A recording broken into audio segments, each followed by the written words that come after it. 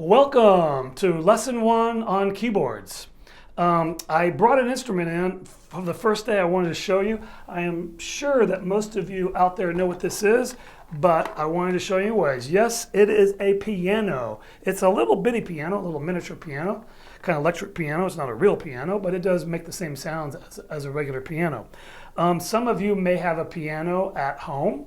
Or you've seen a piano, you may have a real one or electric one, but I think everybody knows what a piano is by now. And so the reason I brought it out is because I'm going to refer to it quite a bit, because a lot of the stuff that we're going to learn on the xylophone and bells and marimba, they are very similar to the instrument that I'm holding right now, which is the piano, okay?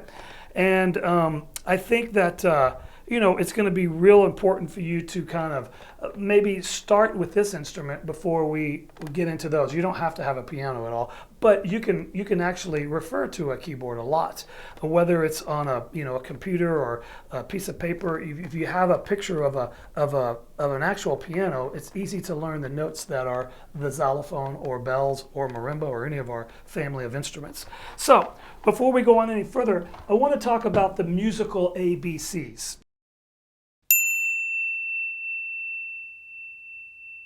Because that's correct. We have our own ABCs. It's not even as long as the regular ABCs.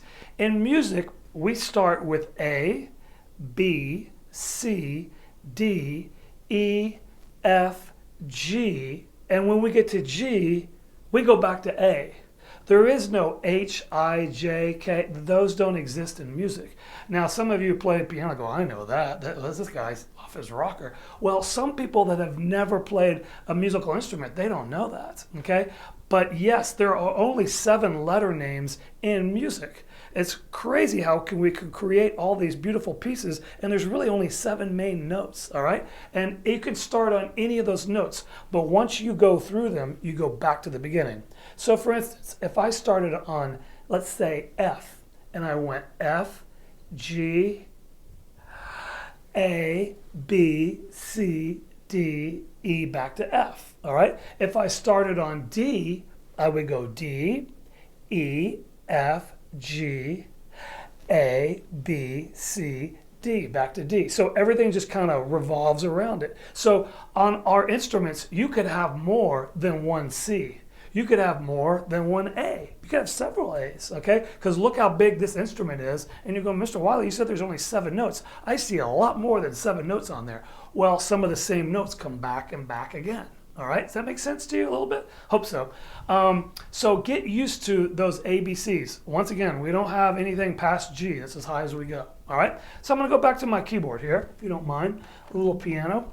And anytime you do see a piano, you'll notice that there are notes that are down here. They're unelevated. We call these natural notes, the ones down here. And the ones that are elevated, we call accidentals.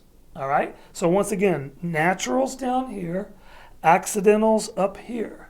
On the xylophone, same thing. Now, these are all the same colors, made out of wood, but still, again, these are the accidentals because they're raised, and these are all the naturals.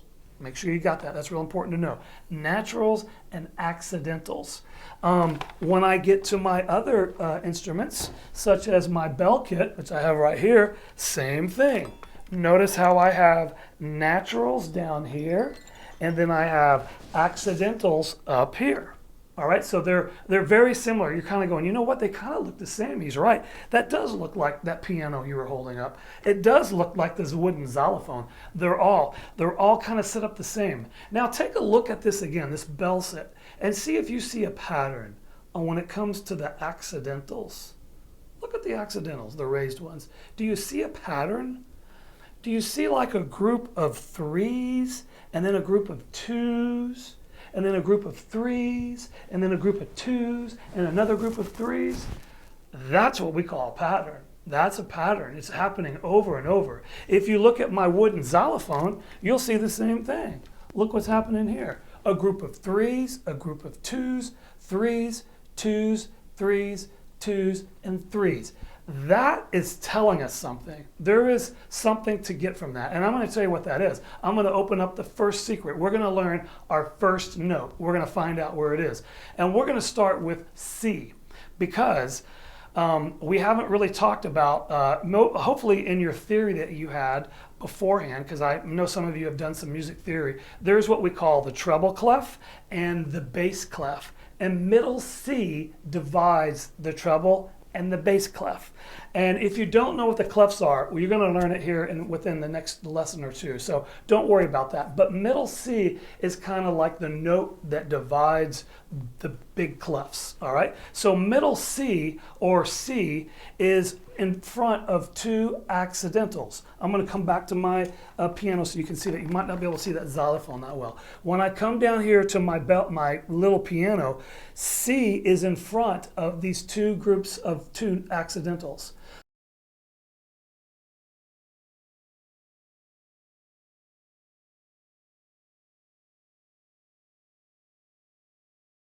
Can you find another C? I think there's one down here. That's a C. That's a C. I think I see another C right there. Exactly. So there was more than one C on this little keyboard. I saw three. There's actually one more. It starts another group up here. There's really four C's up here. Now let's learn another note that's really popular.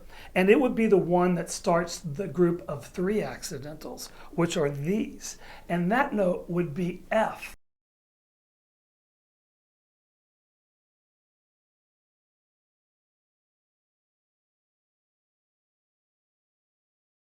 Here is an F right here. See how it precedes the group of threes? And it is a natural.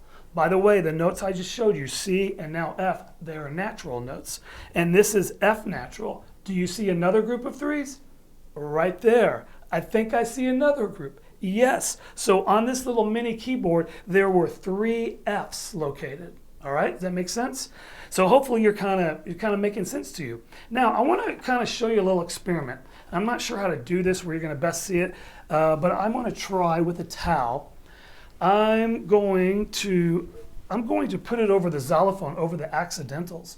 Maybe we can see this on the side shot. I'm not sure. But when I take a towel and I cover the accidentals, I don't know where the naturals are. I cannot tell where the naturals are because I can't see them. When I take the towel off, oh my goodness, my eyes go right to the accidentals. And therefore, when I see the accidentals, I know where some of these notes are because I know that's a group of two, so I go right to C. I know that's a group of three, so I go right to F. Does that make sense? I hope you can see the difference there. Speaking of C, or sight, there are a lot of famous piano players that don't have their vision. They're blind. Stevie Wonder, if you know who he is, one of the most famous musicians that our planet has ever seen. And he's blind, but he is an amazing piano player. And the way that people that don't have their vision play piano is they're feeling where the keys are. And they can feel the elevated notes. And that's how they know where the notes are. And of course, after doing it for many, many years, and they're very comfortable knowing where the notes are. It's almost like they're reading by Braille, but they're reading by the accidentals is what they're doing. It's really cool. So, where was I going with this? The accidentals are really important, and I'm gonna start to fill in a few notes with you. We learned where the F's and the C's were. Now we could probably determine where the other naturals are by that. For instance, if this is an F right here, where would G be? It'd be the next natural. You're right. What comes after G in our music alphabet? If you said H, you're on. It's A as in apple. Boom. What comes after A? B. And looky there, boys and girls. What's that? C. You're correct. So we found these notes, and they all turned out to be correct. What if I started on C and I said, hey, find me a D? It's the next note. What about an E? It's the next note. And look what comes after E in the alphabet. F. Boom. You're already figuring out your notes. And you're figuring them out because of these groups of threes, twos, and threes, and twos.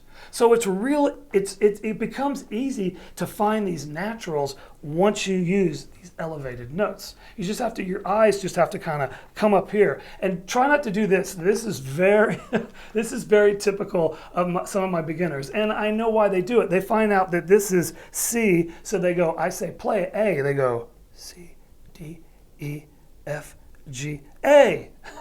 And I'm like, okay, that's one way to do it. But did you see how long it took to find that note? If it were I and you asked me to play letter A, I would go, well, here's F, G, A. Easy. It took less than 2 seconds to find that note. And if you said, can you find me where B is? Sure, it's one note below C.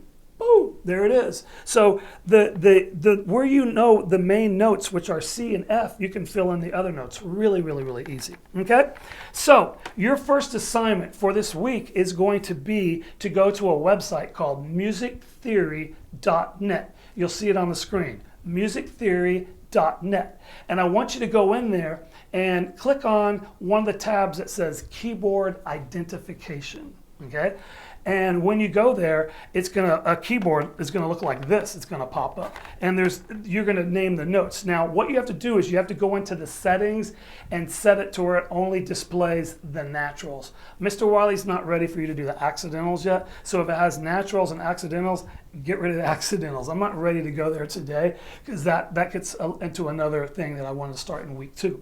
Okay, so just identify the naturals. If you're a piano player and you have been playing and you want to do the accidentals, feel free to knock yourself out, but we're just going to work on the naturals. And when you do it, you can do kind of like a game. You can play them over and over, and it'll show you how many you got right and how many you get wrong. And what I'd like you to do at the end of the week, I'd like you to take a screenshot of one of your high percentages and send it to me, so I know you've been working on it.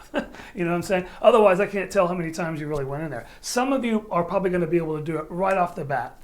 But for us newbies who haven't played a lot of keyboard or a lot of piano, it may take a second, and that's quite all right. Okay, that's why we're all here, to try to learn our notes on the keyboard. All right, you guys are gonna have fun doing this. This is gonna be really nice. And next week we're gonna work on adding the accidentals, and we're actually gonna play a little bit next week. We're gonna hold the mallets and stuff, so it'll be really, really fun.